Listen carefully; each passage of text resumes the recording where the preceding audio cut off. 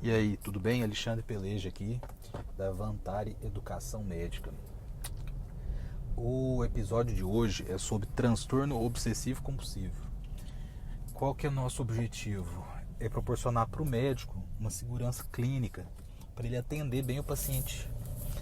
O nosso objetivo é esse, é você entender como é que funciona um transtorno obsessivo compulsivo e saber o que está fazendo, ter segurança, para poder fazer relatório, para poder prescrever, para fazer diagnóstico diferencial.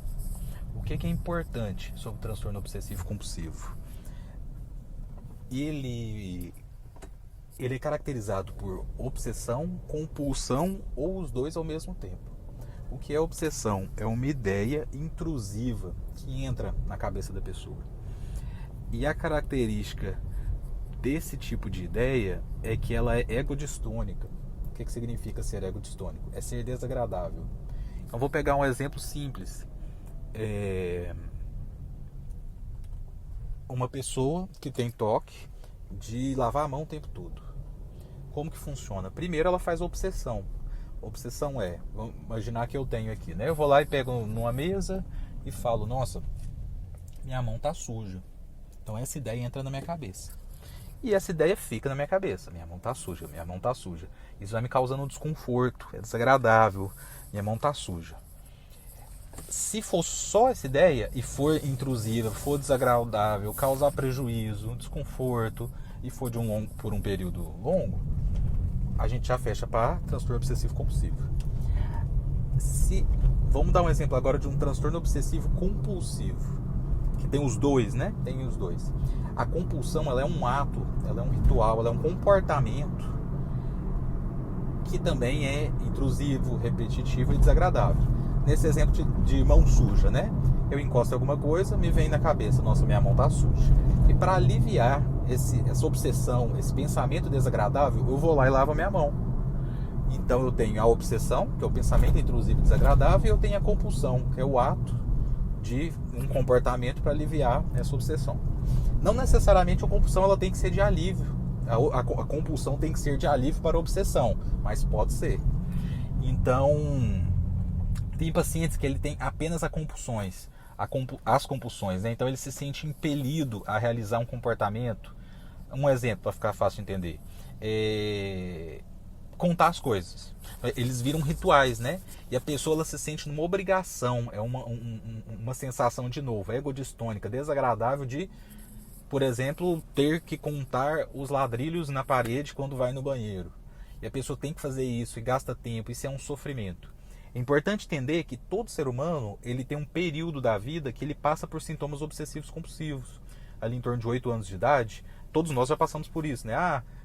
Eu tenho que pisar só na linha vermelha, só na linha branca, esse tipo de coisa, né? Só que é momentâneo e depois passa. Outra coisa, na psiquiatria é comum todas as pessoas sentirem todos os sintomas psiquiátricos uma vez ou outra na vida. Então quem nunca teve uma alucinação hipnagógica de na hora que vai dormir ouve chamando o nome de longe, entende? Fica com uma ideia mais fixa na cabeça e depois passa. Só para já clarificar isso, né? Porque senão a gente vai ouvindo assim e fala, nossa, eu já tive isso, eu já tive aquilo. E sim, acontece com todos nós. Quando que vira um transtorno? Quando é em excesso, quando é desagradável, quando faz sofrer, quando é disfuncional. No caso do transtorno obsessivo é dessa forma. É importante a gente entender que transtorno obsessivo compulsivo, em geral, ele é uma doença crônica, que costuma começar em adultos jovens. Então, ali em torno dos 20 anos, às vezes antes, tem pacientes que começam depois, mas costuma ser de um longo prazo e os sintomas eles são flutuantes. Então, tem época que é pior, tem época que é melhor. É importante tratar, porque pode evoluir com piora. Então, a gente vê muito paciente que não... Eu tenho alguns casos, por exemplo, eu já tive um caso, era um caso de contaminação. E o paciente ele ficava em cima de uma cadeira no quarto para não poder encostar no chão por causa da obsessão de contaminação. Você vê, era uma pessoa que ficava o dia inteiro em pé em cima de uma cadeira ali, agachada em cima de uma cadeira num canto. É interessante observar que o transtorno obsessivo compulsivo, às vezes, há um diferencial, por exemplo, qual que é a diferença de um delírio de contaminação, ou seja, que eu encosto e as coisas estão sujas, contaminadas, e uma obsessão de contaminação. É a crítica. Então, na obsessão, a pessoa ela tem uma crítica. Ela entende que aquilo é demais, né? Por exemplo, eu estou sentindo o tempo todo, quer dizer, na minha cabeça vem o tempo todo que a minha mão está suja. Isso me causa um desconforto. Quando é um delírio, geralmente ele não é... a pessoa não tem crítica, né? Ela não entende. Ela realmente acredita do fundo do coração que aquilo esteja contaminado. E é interessante porque tem alguns casos que tem o toque sem crítica. Então fica parecendo uma psicose, né? E a gente tem dificuldade em fazer essa diferenciação em alguns casos. Eu já vi acho que 2 ou 3 casos em que era um toque com baixa crítica e você fica ali. Por que isso é interessante? O toque ele é tratado com antidepressivos serotoninérgicos em doses altas. Então usualmente, vou usar geralmente seletivos ou duais a gente usa, eles têm uma eficácia semelhante. Então a sertralina, faixa usual de 25mg a 200, pode usar até 400 em toque grave, com muito cuidado, muito acompanhamento. Geralmente o paciente ele vai melhorar ali com 150 para 200. Então, fluvoxamina, que é uma das escolhas dos seletivos que o pessoal mais gosta, né, tem evidência boa. Clomipramina, que é um tricíclico bem serotoninérgico. Então, doses altas de serotonina, usualmente para toque. O tratamento são 5 pilares, né? Exercício físico, dormir bem, terapia, não usar substâncias e tomar a medicação. E o que é importante? Você tratar o paciente bem para ele fazer a remissão e depois você baixa a dose da medicação. E tem alguns pacientes que eles fazem agudizações da doença e depois eles melhoram, que você às vezes consegue manter a medicação nos períodos mais graves. Quando a pessoa melhora, você vai diminuindo devagar e às vezes eles ficam em remissão por um período longo sem remédio. Então depende, cada caso é um caso. É um quadro muito interessante, passa muito batido, tá? Passa muito batido porque geralmente ele é só mental e a pessoa costuma ser funcional. É raro você achar um toque que a pessoa ela não trabalha, não estuda, não tem família estruturada e tal. Só que ele causa muito desconforto e ansiedade. De base neurobiológica do toque, usualmente são alterações em vias, em regiões corticais, gente, me perdi aqui, extrapiramidais ali, sabe? Então, em núcleos da base, desculpa, estava falando errado. Então, lesões de núcleo da base pode causar sintomas tipo toque. Isso é importante porque, às vezes, por ressonância, por lesões vasculares, tumor e coisas do tipo, você tem as lesões em núcleo da base e você faz sintomas tipo toque. Outra coisa interessante, você pega um paciente, por exemplo, com autismo, que ele apresenta comportamento restrito e repetitivo. E na prática, igual quem atende adulto com autismo, sem ser autismo com retardo, aqueles casos que não são muito típicos, que é o pesadelo do médico, né? Chega um adulto aparentemente funcional, normal, e fala, eu tenho autismo. E dá aquele sofrimento e fala, ai meu Deus, lá vem trabalho pela frente. Muitas vezes você fica na dúvida, nossa, e aí? Será que é um sintoma... Será que é um toque? Ou será que é um comportamento restrito e repetitivo? E é interessante porque o tratamento farmacológico, ele envolve as mesmas medicações. Então, por exemplo, se você pegar um comportamento restrito e repetitivo ali no autismo, uma das bases é usar antidepressivo em dose mais alta e melhora.